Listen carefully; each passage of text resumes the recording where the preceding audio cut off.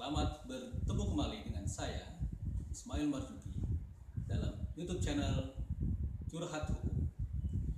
Pada kali ini saya akan menyampaikan suatu materi yang sangat sederhana, karena tentunya tiap-tiap kita sudah sering menjalaninya. Ketika kita ingin belanja sesuatu di minimarket, maka di situ kita terikat suatu perjanjian. Dalam skala yang lebih besar, seseorang yang ingin memulai suatu usaha dengan pihak lain, maka dia juga terikat perjanjian.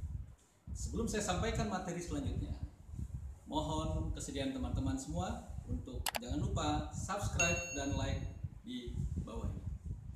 Berbicara tentang perjanjian, maka di sini kita harus mengetahui hal-hal apa saja yang menjadi syarat sahnya suatu perjanjian, agar tentunya perjanjian kita tidak melawan hukum. Maka kita harus merujuk kepada Kitab Undang-Undang Hukum Perdata.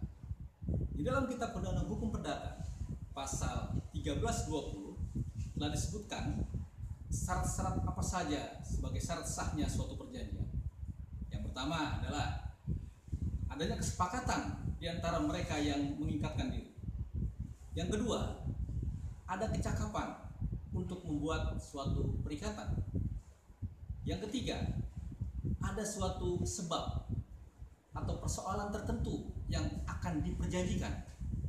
Dan yang keempat, adanya suatu sebab yang halal atau yang tidak terlarang yang dijadikan konten atau materi dalam perjanjian tersebut. Baik, saya akan ulas satu persatu. Yang pertama adalah tentang kesepakatan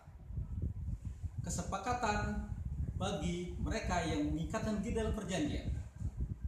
Jadi suatu perjanjian itu harus berdasarkan kata sepakat.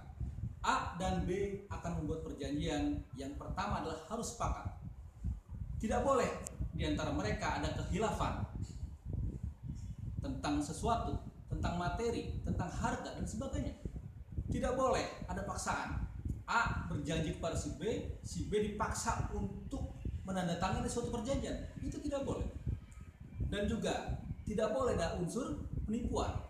Jadi perjanjian yang dibuat oleh si A dan si B contohnya, tidak boleh ada unsur penipuan. Masing-masing harus terbuka dan menyampaikan apa adanya, apa yang akan mereka perjanjikan. Yang kedua, tadi kesepakatan. Yang kedua adalah kecakapan untuk membuat suatu perjanjian. Apa yang dimaksud dengan cakap? Bahwa yang dimaksud dengan cakap di sini adalah kemampuan secara hukum bagi seseorang untuk membuat persetujuan. Siapa saja yang tidak cakap? Yang pertama adalah anak yang belum dewasa. Anak yang belum dewasa tidak cakap menurut hukum untuk membuat suatu perjanjian. Berapa batasan hukum mengenai umur seorang anak dikatakan dewasa atau tidak? Nanti akan disampaikan dalam sesi berikutnya. Yang kedua, yang dimaksud yang tidak cakap adalah selain anak yang belum dewasa, adalah orang yang berada di bawah pengampuan. Yang dimaksud berada di bawah pengampuan adalah keadaan seseorang yang karena sifat pribadinya dianggap tidak cakap sehingga tidak dapat bertindak sendiri dalam bidang hukum.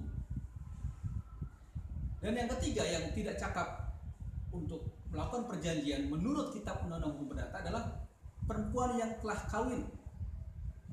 Nah, akan tetapi ketentuan nomor 3 ini, yaitu tentang perempuan yang telah kawin ini, telah dihapus dalam Undang-Undang Perkawinan pasal 31 ayat 2, sehingga perempuan yang telah kawin pun dapat bertindak sebagai pihak yang cakap dalam membuat perjanjian. Yang ketiga, syarat sahnya perjanjian adalah adanya suatu pokok persoalan tertentu, di mana persoalan ini atau objek ini adalah sesuatu yang akan menjadi bagian hal terpenting, karena tidak mungkin ada suatu perjanjian tanpa ada objek yang diperjanjikan. Kalau kita melihat kepada pasal 1335 Kitab Undang-Undang Hukum Perdata, maka dikatakan suatu perjanjian tanpa sebab atau dibuat berdasarkan suatu sebab yang palsu atau yang terlarang tidaklah mempunyai kekuatan. Artinya adalah bahwa ketika dua orang, dua pihak akan membuat suatu perjanjian, maka perjanjian itu harus suatu sebab tertentu. Tidak mungkin A dan B membuat perjanjian tanpa suatu sebab, tanpa suatu objek yang diperjanjikan. Yang keempat adalah adanya suatu sebab yang halal atau tidak terlarang. Apa yang dimaksud dengan sebab yang tidak terlarang? Bahwa para pihak yang akan membuat perjanjian harus menentukan bahwa yang diperjanjikan adalah bukan perbuatan yang melawan hukum atau melawan kesusilaan atau melawan ketertiban umum. Sebagai contoh, apabila A dan B membuat perjanjian untuk menjual atau transaksi narkoba, jual beli narkoba, tentunya ini dilarang. Atau misalnya A dan B membuat perjanjian untuk bisnis prostitusi, tentunya ini dilarang. Jadi yang dimaksud dengan sebab yang halal dan tidak terlarang adalah ketika sebab itu tidak bertentangan dengan ketertiban umum, tidak bertentangan dengan undang-undang, dengan kesusilaan dan dengan hukum. Dan yang terakhir adalah jika kita sudah membuat suatu perjanjian, maka harus dipahami perjanjian tersebut akan mengikat kita laksana undang-undang yang telah ada. Demikian sekilas tentang syarat sahnya perjanjian.